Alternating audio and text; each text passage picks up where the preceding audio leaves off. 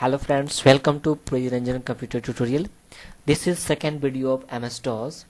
Friends, आपने window XP, window 7, 8 जैसे operating system पे वर्क किया होगा, बट आज मैं जो आपको बताने जा रहा हूँ वो है माइक्रोसॉफ्ट विंडो सीरीज की सबसे पहली ऑपरेटिंग सिस्टम यानी कि MS-DOS. विंडो XP, विंडो 7, 8 ये सब ग्राफिकल इंटरफेस ऑपरेटिंग सिस्टम है, मगर MS-DOS में ऐसा कुछ भी नहीं है. इसमें सिर्फ टेक्स्ट फाइल ही क्रिएट कर सकती है, वो भी बिना माउस की हेल्प से. इसमें हम बेसिकली कीबोर्ड का प्रयोग करते हैं, इसलिए MS-DOS को कमांड लाइन भी बोल सकते हैं. आज मैं आपको MS-DOS के बेसिक कमांड्स के बारे में बताने जा रहा हूँ. सबसे पहले हम लोग MS-DOS को ओपन करना सीखते हैं. वैसे पिछले वाले वीडियो में हमने इसको ओपन करना सिखाया था, फिर भी मैं आपको बता देता हूँ. कीबोर्ड से विंडो की आर को प्रेस करेंगे, रन की डायल बॉक्स जब आ जाएगी तो हम यहाँ पे टाइप करेंगे CMD. कीबोर्ड से एंटर की या फिर आप ओके को प्रेस करेंगे. ये हमारे सामने में कमांड प्रॉम्प्ट की एक विंडो खुल के आ गई. पिछले वाले वीडियो में हम लोगों ने इस विंडो का कलर चेंज किया था, जिसका नतीजा ये हुआ कि हमारे सामने में कलरफुल विंडो आ रही है. Microsoft Windows version 6.1 7600. बेसिकली जब भी आप पहली बार कमांड प्रॉम्प्ट को ओपन करते हैं तो बाय डिफ़ॉल्ट ये सी खुलता है.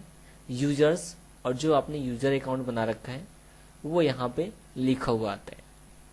तो अभी जो है बेसिकली हम लोग बेसिक चीज़ें सीखेंगे MS-DOS के बारे में. MS-DOS में सबसे पहला कमांड जो हम यूज़ करने वाले हैं बेसिकली चेंज ड्राइव यानी कि CD कमांड को यूज़ करेंगे. और CD कमांड को यूज करते हुए इसके अंदर बहुत सारी ऐसी चीजें हैं जो हमें अभी देखने को मिलेगा थोड़ी देर में. सबसे पहले हम ये चाह रहे हैं कि ये जो हमारा C यूजर प्रियरंजन नाम का जो हमारा डायरेक्टरी खुला हुआ है, हम इसमें नहीं जाएं और हमारे किसी अदर डिस्क में हम जाएं. जैसे हम जाना चाहते हैं कि हमारे पास में, यहाँ पे मैं आपको खोल के दिखा देता हूँ. माई कंप्यूटर में जा रहे हैं, यहाँ पे एक डिस्क बना हुआ है प्रियरंजन कुमार के नाम से जो आय है. यहाँ पे हम चाह रहे हैं कि यहाँ पे ये आय का ऑप्शन हमारे सामने में आ जाए, तो हम यहाँ पे आय को टाइप करेंगे. आय को टाइप करने के बाद में उसके बाद में हम लोग क्या करेंगे, कीबोर्ड से एंटर की प्रेस करेंगे. यहाँ पे आप देख सकते हैं कि आय आपके सामने में खुल के आ गया है. और ये जो ब्लिंक कर रहा है, ये ब्लिंकिंग ये कर्सर कहलाती है. अब हम चाह रहे हैं कि आय डिस्क के अंदर जो जो मटेरियल है, जो जो फोल्डर्स हैं, उसकी लिस्ट हमारे सामने में आ जाए. तो लिस्ट देखने के लिए कितने फोल्डर्स बने हुए हैं इसकी इंफॉर्मेशन लेने के लिए बेसिकली हम लोग टाइप करते हैं dir डायरेक्टरी. और इस डायरेक्टरी के बारे में हम लोग आने वाले क्लासेस में इसको डीपली में जानेंगे. बेसिकली अभी जो मैं बता रहा हूँ CD कमांड के अंदर ही चूंकि डायरेक्टरी आ रही है, तो इसके बारे में मैं आपको बाद में बताऊंगा. dir लिखने के बाद में आप कीबोर्ड से एंटर को प्रेस करेंगे. अब आप देख सकते हैं कि इस आई डिस्क के अंदर जब हमने डायरेक्टरी नाम का जब हमने यहाँ पे नाम लिखा, तो इसके अंदर जो जो मैटर है उन सब की इंफॉर्मेशन हमारे सामने में आ गई. चूंकि हमने इस डिस्क के अंदर बहुत सारे ऐसे फोल्डर्स, बहुत सारे ऐसे फाइल्स हमने बना रखे हैं जिसकी इंफॉर्मेशन आपको यहाँ पे दिख रही होगी. अब हम चाह रहे हैं कि किसी पार्टिकुलर फोल्डर के अंदर हम जाएं यहाँ पे, तो उसके लिए आपको यहाँ पे टाइप करना पड़ेगा कि आप किस फोल्डर के अंदर जाना चाहते हैं, किस फोल्डर के बारे में आप जानना चाहते हैं. तो आपको यहाँ पे टाइप करना है CD. जी हाँ, CD का मतलब होता है चेंज ड्राइव, या इसको आप डायरेक्टरी भी बोल सकते हैं. CD लिखने के बाद में आपको कीबोर्ड से एक स्पेस देना है. स्पेस देने के बाद में आप ये देखना चाहते हैं कि इस आई डिस्क के अंदर कितने सारे फोल्डर हैं. उसके लिए आपको कीबोर्ड से टैब बटन को प्रेस करना है. जो आप लेफ्ट हैंड साइड में जो आपके कीबोर्ड में टैब लिखा हुआ है उसे आप प्रेस करेंगे. प्रेस करने से ये होगा कि इस आई डिस्क के अंदर जो जो फोल्डर्स, जो जो फाइल्स बनी होंगी उन सब के लिस्ट आपको शो होने लगेंगी. इसकी खासियत यह है, जब आप टैब का प्रेस टैब बटन को प्रेस करते हो कीबोर्ड से, तो इससे फ़ायदा ये होता है कि जो फोल्डर्स, जो फाइल्स आपने सिस्टम में हाइड कर रखी है, छुपा रखी है, उनकी भी इंफॉर्मेशन यहाँ पे शो होती है। तो ये जो आप अभी देख रहे हो रिसाइकल बिन, ये चीज़ें आपको यहाँ पे नहीं मिलेंगी, बट ये हाइड है इसलिए ये शो कर रहा है। आप कीबोर्ड से टैब को दबाते रहिए, जो जो आपने फोल्डर्स बना रखे हैं उन सब की इंफॉर्मेशन आपको यहाँ पे शो हो रही है।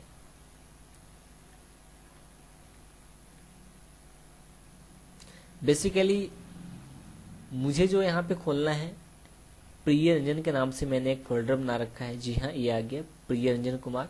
हम चाह रहे हैं कि इस फोल्डर के अंदर हम जाएं, तो इस फोल्डर के अंदर जाने के लिए आपको बेसिकली एंटर की प्रेस करना है। एंटर की प्रेस करने के बाद में अब आप यहाँ पे देख सकते हैं आई के बाद में प्रिय रंजन कुमार, यानी कि अब हम इस फोल्डर में आ चुके हैं। अब हम ये देखना चाहते हैं इस प्रिय रंजन कुमार के फोल्डर के अंदर कौन कौन सी ऐसी चीज़ें, फाइल्स या फोल्डर्स हैं। तो उसके लिए आपको टाइप करना पड़ेगा dir लिखने के बाद में आप कीबोर्ड से एंटर के प्रेस करेंगे। तो अब जो प्रिय रंजन कुमार फोल्डर के अंदर जो जो फोल्डर्स या फाइल्स बने हुए हैं उन सब की इंफॉर्मेशन आपको यहाँ पे दिख रही होगी।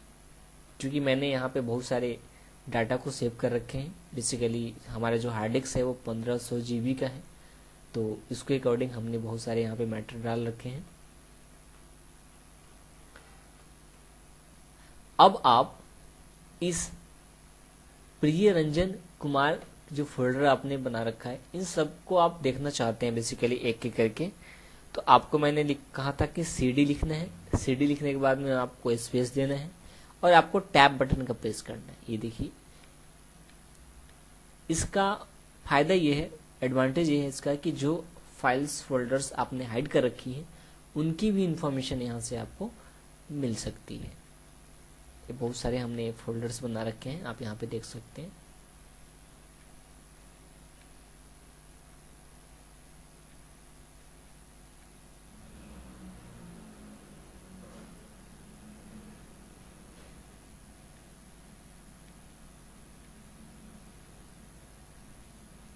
बेसिकली मैं जो खोलना चाहता हूँ, मेरे नाम का एक फोल्डर है पीके के नाम का। मैं चाह रहा हूँ कि वो फोल्डर हमारे सामने में आ जाए। उसके लिए बेसिकली हम सर्च करें। जी हाँ, ये पीके नाम का एक फोल्डर आ गया यहाँ पे।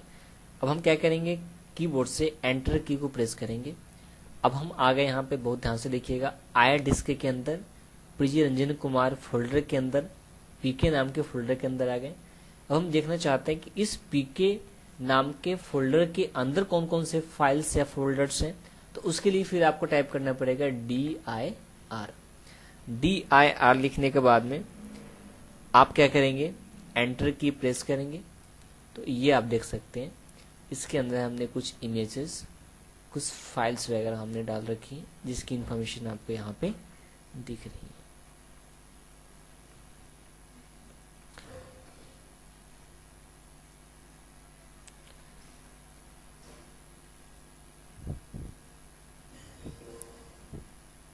दोबारा से अगर आप अपने ड्राइव में वापस आना चाहते हैं तो उसके लिए आपको टाइप करना पड़ेगा CD लिखने के बाद में 2 बार ये वाला साइन आप देंगे और एंटर की प्रेस करेंगे।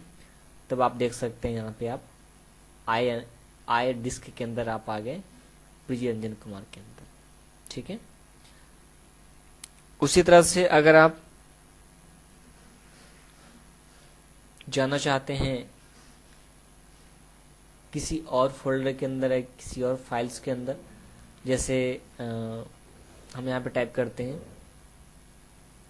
CD स्पेस देकर हम लिख रहे हैं यहाँ पे H, एंटर करते हैं।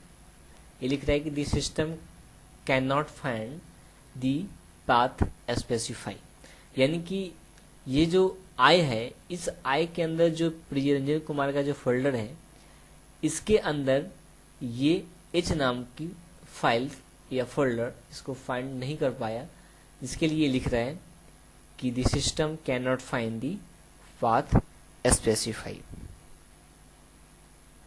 अब हम दोबारा से क्या करते हैं, इसमें हम इसके अंदर हम CD लिखकर और ये डॉट देते हैं और दोबारा से एंटर करते हैं। अब आप देख सकते हैं, अब आप वापस आ गए।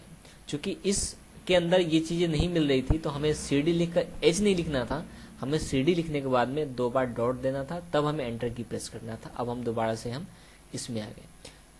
जब हम वापस अपने डिस्क में आ जाते हैं तब आप यहाँ से किसी और डिस्क में जा सकते हैं। जैसे हम जाना चाहते हैं D में, तो आपको यहाँ पर लिखना पड़ेगा D, और D लिखने के बाद में आपको ये वाला साइन और एंटर की प्रेस करना है। अब आप आ गए D में। अब आप इस D के अंदर की भी चीज़ें देखना चाहते हैं तो आपको मैंने बताया डायरेक्टरी यहाँ पे यूज करना है DIR, और कीबोर्ड से एंटर की प्रेस करना है। अब इस D के अंदर, इस D डिस्क के अंदर जो जो यहाँ पे हमने फाइल्स या फोल्डर्स या जो डाटा हमने सेव कर रखे हैं उसकी इंफॉर्मेशन आपको यहाँ पे दिख रही है।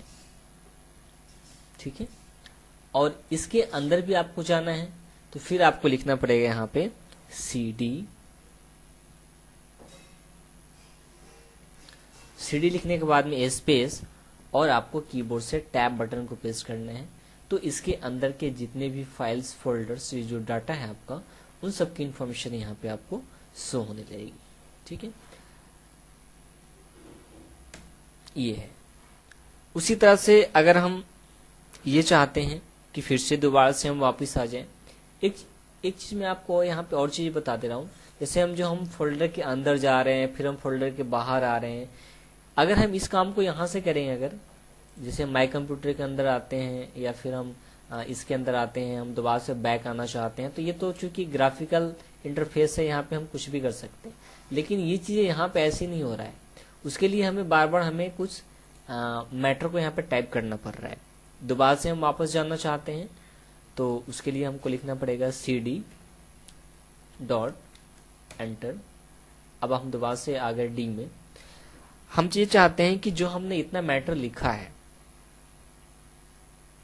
ठीक है, ये जो जितना मैटर हमने लिखा है वो अजीब अजीब सा लग रहा है, कुछ लिखा हुआ है, यहाँ कुछ लिखा हुआ है, अजीब अजीब सा लग रहा है। हम चाह रहे हैं कि ये पूरी स्क्रीन हमारी बिल्कुल फ्रेश होनी चाहिए, यहाँ पे कुछ लिखा हुआ नहीं होना चाहिए। तो आप ऐसे इरेज करोगे, डिलीट करोगे तो डिलीट नहीं होगा।